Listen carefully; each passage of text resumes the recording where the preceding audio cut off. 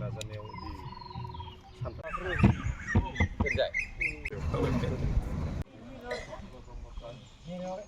दुलाराय उदालगुरि ओनसोलनि रायजो राजाजों माने बानजायजानाय आरो बे बैसागु खुंग्रा आफादनि नाजानायजों 33थि बोसोरारि जि बर'नि आंगो माहारियारि जि फोरबो बैसागु बे बैसागुनि हाबाफारि हिसाबै दिनै बेवहाय जि हाबाफारि लादों सानथामनि हाबाफारि आरो बे सानथामनि हाबाफारिनि जि हाबजेननाय जि लांगोना बे लांगोनाखौ आंखौ बेखेवनो होनाय हिसाबै आं बेखेवना होबाय आरो आं खोब गोजोननाय मोनदों आरो साफ्रोम बिनि दुलाराय बे माने बैसागु आफादनि जाय आफादगिरि नेहाथारि लोगोसे बोसोनगिरि आगुनि मावथि एबा दैदेनगिरि बिथांमोनखौ आङो रोजा रोजा आङो साबायखर हरनायजों लोगोसे गोदान बोसोर रंजालि बैसागुनो हामलायनाय हरदों आरो लोगोसे बे ओनसोलनि गासै रायजो राजा बा दुलाराय बर' माहारिसिमहालागै आंनि गोसो गोरबोनिफ्राय बैसागुनि आङो हामलायनाय हरबाय गोदान बोसोरनि आङो गोजोननाय हरदों जाहाथे थांनाय दिनफोराव जों जेरखम गाजा गोमजायै जेरखम जोङो बे बैसागुखौ जों फालिबोदों बयबो खौसे जानानै बयबो जा एसे एनै माने सहाय होलायनाय बेखौ खुंबोदों ओंखायनो दिनैसिमहालागै जि 33 बोसोर बा 33 जि बोसोर जाबाय बियो खोब माने मोजां जाबोदों आरो देग्लायनि बैसागुआबो खोब मोजाङै मोजां जाफुंलांगोन होननानै जों आसा खालामदों आरो बेयावहाय मोनसे गोसो होथावना हाबाफारिया जाहैबाय बेवहाय बर'नि माने दोरोङारि जि गेलेमु माखासे मोनब्रै मोनबासो गेलेनायनि आयदा बिथांमोना बेयाव लादेरो आरो बे गेलेनाय बादायनायजों लोगोसे जोंनि माहारिनिफ्राय जाहाथे गेलेनाय आयदायावबो हारिमुजों लोगोसे जाहाथे माने इन्टारनेशनेल लेभेलाव बा बुहुमनां लेभेलाव बा राष्ट्रीय बा हादोरारि लेभेलाव जाहाथे दावगाहैनो हायो बेयावहाय जेनेबा दंफां बोफायनाय दं बोरला गावनाय दङ बा बिभिन्न बेबायदिनो खेला दुला बिथांमोना होबोबाय थादों जायफ्रा जोंनि माने गामियारि बा माहारिनि गेजेराव जायफ्रा सोलिबाय थायो बेखौ बेयावहाय माने बादायनायजों लोगोसे लाफादों आरो लोगोसे बे ओनसोलनि गासै माने बर' जेसेबांखिनि बेयावहाय जायनो गोसो बेयावनो बादायलायनो हायो बेनि जाबाय खोब गोसो होथावना मोनसे हाबाफारिया जाहैबाय जोंहा बारदै सिख्ला मोसानाय एबा बैसागु सिख्ला मोसानाय लोगोसे गेवलां मोसानाय बे गेवलां मोसानाय आरो बारदै सिख्ला मोसानायाव गासै माने बैसोनि मानसिफ्रानो बेयाव ज' लोगो नांनानै बेयावहाय बादायलायनो हागोन बेयाव बादा गैया आरो बेखौ लानानै ओनसोलनि मानसिफ्रा थांनाय बे माने 33 बोसोराव बयबो ओनसोलनि मानसिफ्रा बयबो गाजा गोमजायै बाहागो लाफैदों आरो देग्लायबो बाहागो लागोन होननानै आं आसा खालामदों आरो बे बैसागु रंजानायनि जि माने स्पिरिट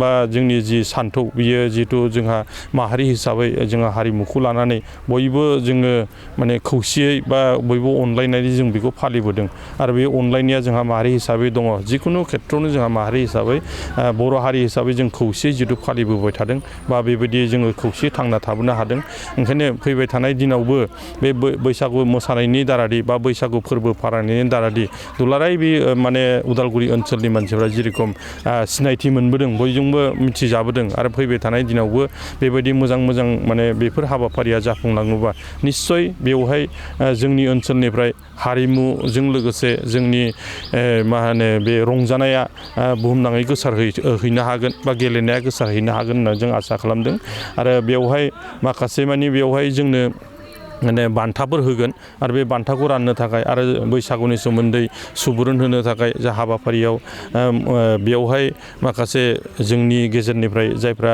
गुनि गियानि बेक्ति सुबुंफोर दं बिथांमोनखौबो आलासि लेंहरदों होननानै जोङो हाबाफारियाव जों मिथिनो मोन्दों ओंखायनो बिथांमोनहाबो नुजाफैनायजों लोगोसे निस्सय बे माने जाय बैसागु खुंग्रा आफाद बिथांमोनखौ गोसोआव आरो बोलो होबावगोन हेफाजाब होगोन होननानै जों आसा खालामदों आरो दिनै हाबाफारिनि सायाव मा फोरमायगोन गिबियावनो दुलाराय उदालगुरि रंजालि बैसागु आफादनिफ्राय मिडिया नोंथांमोननिसिम आरो दिनैनि बे नैथि हाबाफारि दुलाराय उदालगुरि रंजालि बैसागु आफादनि हाबाफारियाव नुजाथिफैनो हानाय साफ्रोमबो बादायारि आरो जोंनि मावथि सोद्रोमा आरो बिबानगिरि आरो हांख्रायनानै लाबोजानाय आलासि बिथांमोननिसिम गिबियावनो खुलुमनाय सिबिनाय बावहरनाय जाबाय गोदान बोसोरनि हामग्लायनाय थाबाय।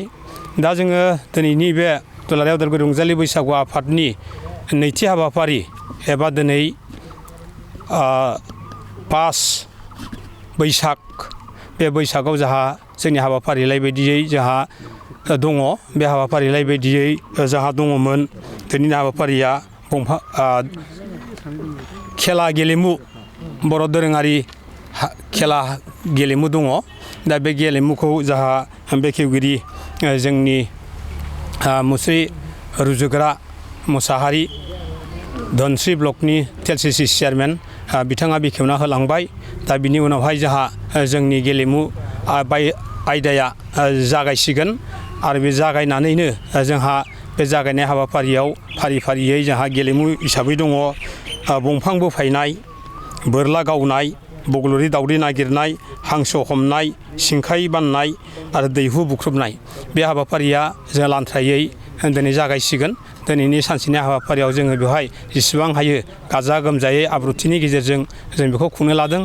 बेनिखायनो जोंनि साखाथि फाखाथिनि जाफोर गेलेमुखौ मोजां मोनग्रा आरो जोंनि बैसागुखौ मोजां मोनग्रा बोदोर रायजो राजाफोर दं, बिथांमोनहा दिनै लैहोर लैहोर फैदों।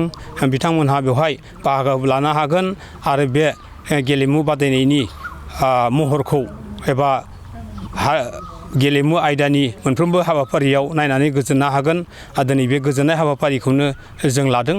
बेवहाय साफ्रोमबो रायजो राजाखौ मदद आरो हेफाजाब बिनानै आरो गाबोन फैबाय थानाय जोंनि गेवलां बैसागु दोलो मोसानाय आरो गेवलां जोंहा बारदै सिख्ला एबा बैसागि सिख्ला मोसानाय हाबाफारि दङ।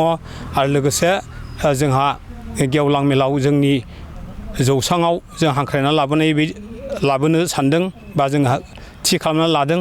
बिथांमोनहानो गिबियावनो जाहैबाय जोंनि गाहाय आलासिया जाहैबाय BTRनि चिफ मानाव गेदेर मुस्रि प्रमद बर' सारमोन दङ, गबिन्द चन्द्र बसुमतारी डिपुटि सार दङ आरो बिदिनो गोबां दोलोनि जोङो बेवहाय हारि हिसाबै जोङो रावखौबो पार्टि हिसाबै जोङो लायाखै।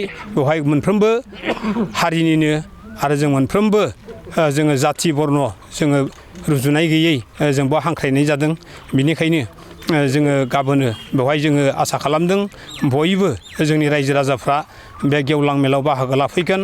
आरो बे बाहागो लाफैनो थाखाय आङो दुलाराय उदालगुरि रंजालि बैसागु आफादनिफ्राय साफ्रोमखौबो खावलायहरनाय जाबाय। गोजोन्थों। बयनिख्रुइ मेहेरगोनांसिन बादायनाय बारदै सिख्ला मोसानाय बादायनाय गाबोन जानो थांगासिनो दं। आसामनि दाब दाब जायगानिफ्राय मोसाखावरिफ्रा बाहागो लागोन। दा बान्था हिसाबै माबाफोर माबायदि बेखौ एसे फोसावगोन नामा? जोंहा गाबोननि जिथु बारदै सिख्ला एबा बारदै सिख्ला एबा बैसागि सिख्ला बे बादायनाय हाबाफारियाव जोङो दाब दाब जोंनि आसाम नाङैनो जों हांख्रायनाय जादों। बेवहाय गोबां डिस्ट्रिक्टनिफ्राय जिल्ला आफादफोरनिफ्राय सौफैगोन। बेवहाय गोबां बादायारिफ्रा बाहागो लाफैगोन आरो बेनो जोंनि साबसिन मेहेरगोनां मोनसे आयदा जागोन। बे आयदायाव जोङो सेथि बान्थाखौ होनाय जादों नोगोद 25,000 रां आरो नैथिया जाहैबाय 20,000 आरो थामथिया जाहैबाय 15,000 रां। दा बेवहाय जाय बिथांजोमोनहा बाहागो लाफैगोन बिथांमोनहा 200 रां होनानै जोंनाव बाव जइन्ट फिस हिसाबै मुं थिसन्नो हागोन। आरो बेवहाय जोंहा बादा गैया। जिखुनु बैसोनि जाहाथे फारागा बेनोल' जे उन्दैद्राया जाया। जोङो 15निफ्राय ओजोंहाय जोङो जायफ्रा माने जुलि जायाखै सिख्ला बे बैसोनि सिख्लाफ्रा बाव बाहागो लानो हागोन। बेवहाय जोंहा माबा गैया, मोनसे बादा गैया। बेवहाय बयबो लैहोर लैहोर फैनानै बाहागो लानो हागोन।